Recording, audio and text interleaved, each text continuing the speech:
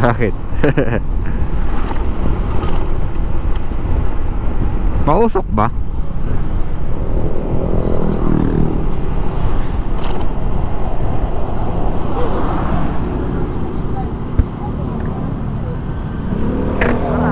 Hindi na. Kaso na yung ilaw mo, sir. Ha? Pwede iangat sa mas mataas sa headlight. Itong MPL natin, at mas mababa sa headlight yan. Alam mo ba yun? Hindi. Ang ano sir, ang ano ng LTO sa bawal mataas sa handlebar. Hindi, sa headlight. Hindi pwedeng mas mataas sa headlight. May ano ka sir, yung papel? Sir. Kasi pwede ko naman siya ibaba. Yo germs, good morning. Today is Monday, October 16. May strike ngayong umaga. Wala masyadong traffic ngayong umaga, ngayong Monday. Kaya medyo maluwag-luwag ang ating biyahe. For today's video kwentuhan lang tayo about dun sa naging karanasan ko or naging encounter ko sa isang checkpoint dito sa may Floodway. So before that, shoutout muna kay Sir Sarge from Eastern Visayas. Shoutout sa'yo. At maraming salamat sa pagdayo sa shop. From Visayas si Sir, meron siyang parang lakad dito sa Maynila. Not sure kung ano, pero si Sarge kasi ano siya, tropa. Pag sinabing tropa, sundalo. So shoutout kay Sarge. Si Sarge yung laging nagko-comment sa mga video natin. Siya yung masugid natin na taga-subaybay. From the start ng ating mga video, nandyan lagi yung pangalan niya, si Sarge. Lagi niya tayong binubuli sa mga vlog natin kasi hindi daw tayo ngumingiti kapag nagba-vlog tayo. So, ang hirap kasi mag-vlog sa totoo lang. Kapag nag-uumpisa ka pa lang, mahirap yung parang wala ka pang confidence masyado sa sarili mo. Kaya parang kailangan seryoso lagi yung facial expression natin para magawa natin yung ginagawa natin. So anyway, maraming salamat kay Sarge sa pagsuporta sa atin, sa pagsuporta sa mga video natin. Shoutout sa'yo sir, mabuhay, more power, tsaka ingat ka lagi sa mga mission mo, sa trabaho mo. Tapos maraming salamat din, pasalamatan natin yung mga tropa, mga army natin sa serbisyo nila para sa ating bayan. Maraming salamat sa inyo, sa lahat ng bumubuo ng army tsaka mga kapulisan natin. Maraming salamat. Sana safe kayo lagi, sana magampanan ninyo lagi yung inyong mga tungkulin ng masaya at syempre safe, at makakauwi pa rin tayo sa mga tahanan natin. Kaya maraming salamat sa lahat. Ngayong umaga wala naman tayong actually talaga personal na grudge sa mga ganitong bagay, no? Kaya lang kasi ilang beses ko nang napanood to sa Facebook, sa YouTube, yung mga ganitong encounter ng mga nakamotor. And honestly, hindi ko ina-expect na makaka-encounter din ako ng ganitong bagay sa mga checkpoint, tapos sa mga police na nagche-checkpoint. So ang nangyari kasi, papunta akong Bulacan nung Friday ng gabi. Itong Friday lang, October 13, Friday. Papunta ako ng Bulacan. Dito lang sa may Floodway, sa may Soldiers Village. Meron ditong parang outpost ng mga tropa, mga police. Nadaan ako sa kanila. Tapos ayun, na-checkpoint ako kasi wala naman akong violation, wala naman akong clear violation. Parang Oplancita lang kasi naman yung checkpoint eh. Hindi naman kailangan may violation. Naka-helmet naman ako, naka-sapatos, naka-pantalon, tapos naka-t-shirt, naka-gloves, and pinatabi nila ako. Pero actually late na nila ako pinatabi. Kumbaga nasa kalagitnaan na ako nung hilera ng pulis, saka lang ako pinatabi. So parang naalanganin na ako. Pero tumabi pa rin ako. Nag full stop naman ako dun. Hindi naman ako abusado or yung parang arrogante na, di ba, pinara ka ng pulis tapos tinuloy-tuloy mo yung motor. Hindi naman ganun. Ang ginawa ko nung kumaway sila, nagpreno ako, tapos tinabi ko yung motor ko. Ngayon, ang nangyari, yung isang pulis doon na hindi ko naman kilala, Tapos basta wala naman akong kilala doon talaga. Ayun ang sabi niya sa akin, sinita niya ako kasi yung ilaw ko daw mataas sa headlight, bawal daw yun. Pero bago yun, bago natin pag-usapan yun, yung lugar kasi na yun, so gabi na yun, mag-aalas 11 na yun kasi galing ako sa shop. May mga ginawa pa kami sa shop, nag-company pa kami, nag-renovate pa kami ng konti. So gabing gabi na yun. Tapos yung mga oras na yun, medyo parang mausok na, medyo mausok na yung lugar. Tapos ako medyo malagkit na rin yung mata ko kasi pagod na. Tapos kailangan ko na ng liwanag, kumbaga kailangan ko ng liwanag sa daan, kaya binuksan ko na yung laser gun ko, binuksan ko na yan. Ngayon pagdaan ko ng checkpoint, siguro nasilaw yung mga tropa, nasilaw sila dun sa part na yun, kaya hinarang nila ako kasi wala naman akong violation, o parang sinita lang ako. Ngayon ang bungad sa akin nung isang pulis, yung isang pulis na tumabi sa akin, sabi niya, Asa mo yung ilaw mo, sir? ha? Pwede iangat sa mas mataas sa headlight. Itong NPL natin, that mas mababa sa headlight yan. Alam mo ba yun? Hindi. Bawal yung bawal yung ilaw nyo na ganyan na mataas sa headlight. Ako naman nagbabasa naman ako. Hindi naman tayo mangmang sa mga bawal, no? Hindi tayo mangmang sa mga bawal. Bawal sa kalsada, bawal sa motor. Hindi, alam natin yan, alam natin yung bawal tsaka hindi bawal. Ngayon ang sabi niya sa akin kasi, bawal yung ilaw, yung auxiliary light natin na nakataas sa headlight. Ngayon ako, siyempre pagod ako, tapos parang yung pakiramdam ko parang hindi na ganun ka fresh, or hindi na ako ganun ka yung temper ko parang parang iba nung time na yun, yung oras na yun. Sabi ko sir, hindi po bawal yan. Ang bawal yung mataas sa handlebar. Ang sir, ang ng LTO sa bawal mataas sa handlebar. Hindi, sa headlight. Hindi pwedeng mas mataas sa headlight. May ka sir, yung papel. Sir.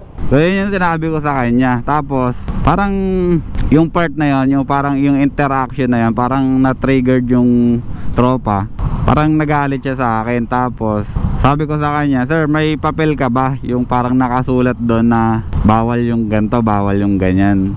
So ang nangyari, parang yun nga, na-triggered siya, nagalit siya sa akin. Ang ginawa niya, tinawag niya yung mga kasamahan niya. So nagtawag siya ng mga kasamahan. Yung point na yun, sabi ko sige, na ako, parang papakumbaba na ako sa part na to kasi ayoko nang palakihin to. Although alam ko na tama ako sa part na bawal yung nakataas sa handlebar or ka-level ng handlebar. Wala namang sinasabi yung LTO na bawal ang auxiliary light na ka-level ng headlight or mas mataas sa headlight. Walang ganon. Yun yung alam ko.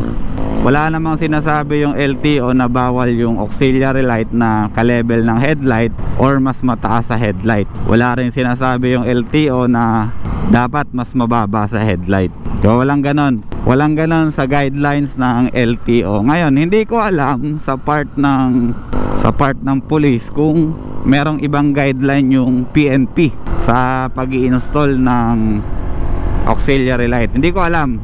To be honest, hindi ko alam.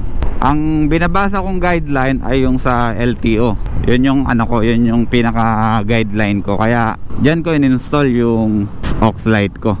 So yun lang yung malinaw na alam ko. Ngayon yung part na dumami na sila sa paligid ko. Sabi ko, okay sir, may shop naman kami dito sa malapit.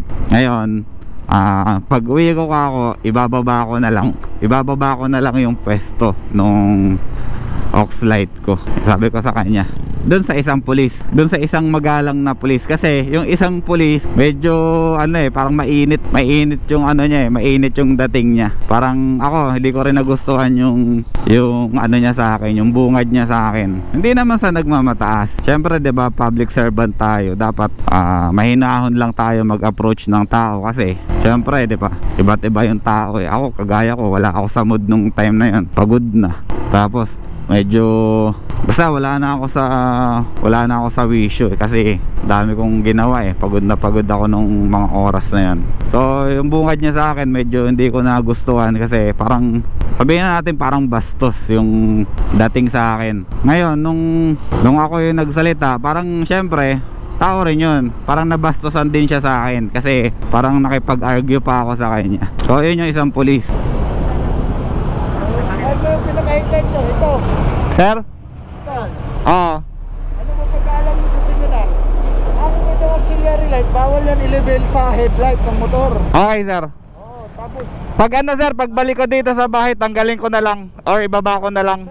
Ngayon yung isa naman, yung isang pulis naman na kasamahan niya, ayun, sabi niya sa akin, sir, pag dadaan tayo sa mga checkpoint, ibaba na lang natin yung ilaw natin, yung parang patayin natin kung kailangan para hindi naman nasisilaw yung mga tao. Sabi ko, sir, yes sir, pasensya na, medyo ano na rin, pinaliwanag ko naman sa kanya, sabi ko medyo mausok na kasi dito sa lugar natin, medyo kailangan ko nang buksan yung ilaw. Actually hindi ko nga talaga sila napansin nung time na yun, kasi kung active pa yung isip ko nung time na yun, kung nakita ko sila ng mas maaga, papatayin ko talaga yung aux light ko, kasi yun naman yung lagi kong ginagawa kapag dumadaan ako sa mga ganong checkpoint, lagi ko naman ginagawa yun. Tapos sabi niya, yung position ng ilaw, in-insist niya rin, yung position ng ilaw dapat mas mababa tayo sa headlight, sabi niya ganun. Etong part na to hindi ko na to na videohan kasi namatay na yata yung GoPro ko nung time na yun, kasi nakasaksak kasi siya dito. Ngayon pag pinatay ko yung motor ko, patay din yung GoPro ko kasi wala nga siyang battery. So ayun, so after namin ng interaction ng isang police or yung isang tropa doon, sabi ko sa kanya, sir pasensya ka na, medyo mausok na dito sa lugar natin kaya binuksan ko na talaga.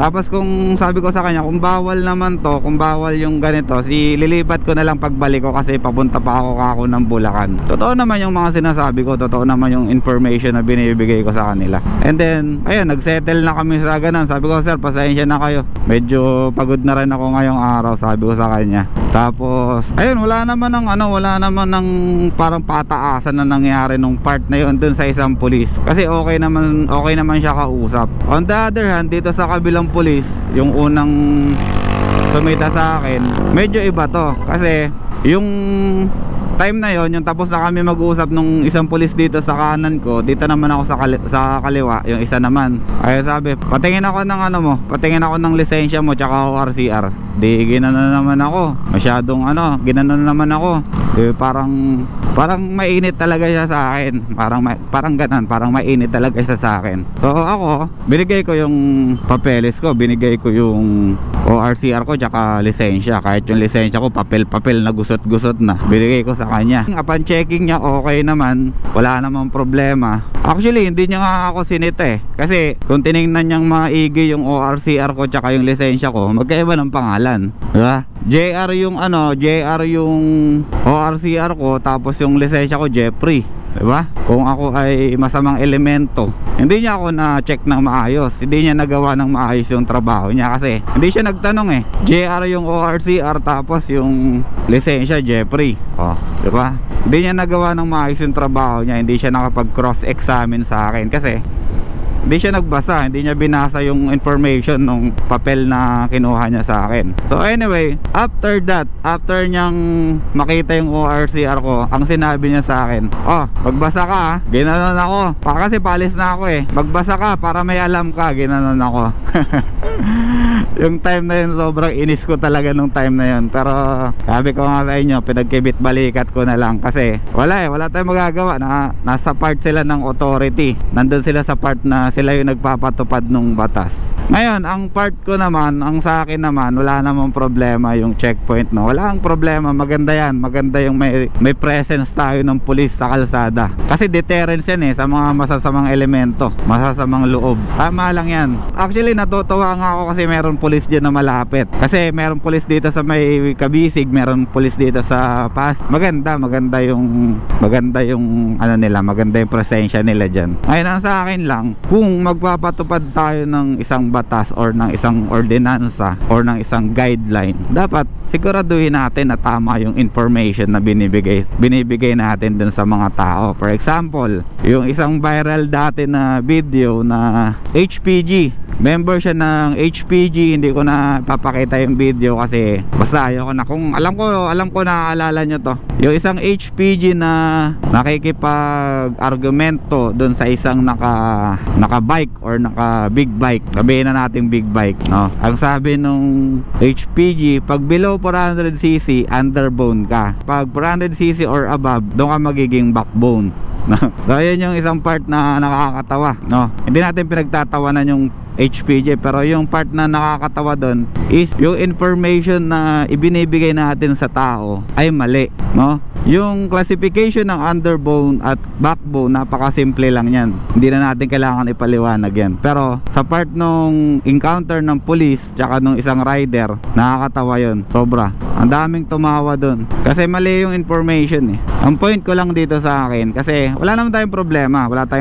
Inuulit ko, wala tayong problema sa authority, wala tayong problema dyan. Susunod at susunod tayo dyan. Ang gusto lang ng karamihan, kung magpapatupad tayo ng batas, dapat yung tama, dapat yung accurate, dapat yung totoo. Hindi kung ano lang yung sabihin nyo, yun na yung tama. Dahil lang nasa authority kayo, dahil lang kayo yung nagpapatupad ng batas. Hindi naman pwede yung ganun. Paano naman kami na alam namin yung batas? Paano naman kami na alam namin yung bawal tsaka hindi bawal, di ba? Kaya kami parang nagiging palaban kasi alam namin yung sinasabi namin. Ngayon, yung iba naman, kaya natitriggered sila sa atin kasi nasa authority sila. Ngayon ang nasa isip nila, sila yung tama kasi sila yung authority, sila yung nasa authority. Ngayon doon tayo nagkakaroon ng parang conflict, no? Kasi authority ka pero mali yung information mo. Pero kaming nandito, alam namin yung information na tama pero kami yung nagiging mali. Kaya nagkakaroon ng argumento, kaya nagkakaroon ng argument sa mga bagay-bagay na ganito. So ayun lang, ito yung nag-experience ko dito sa checkpoint, dito sa may amin, sa unahan dito sa may Floodway. Ayun nga pala yung shop namin, no? So lilinawin ko lang ulit ha, para hindi naman tayo parang ma-hot seat dito. Ulitin ko, wala tayong problema dun sa mga nagpapatupad ng batas ha. Wala tayong problema dyan. Ulitin ko, lilinawin ko yan. Willing akong sumunod sa authority.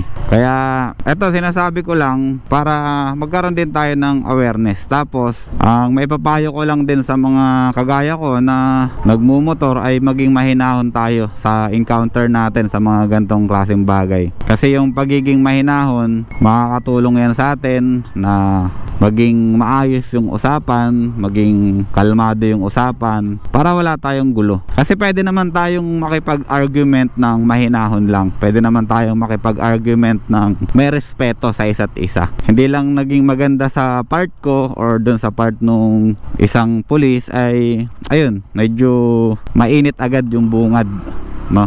Mainit agad yung bungad, parang wala kaagad tayong wala tayong, parang walang naging respeto ka agad dun sa isa't isa kasi nagbigay ka ng mali, tapos nung binigyan ka ng tama, magagalit ka. So ayan lang, maraming salamat sa panonood dito sa ating YouTube channel. Maraming salamat sa mga sumusuporta. Muli, shoutout kay Sarge from Eastern Visayas. Jeprox out.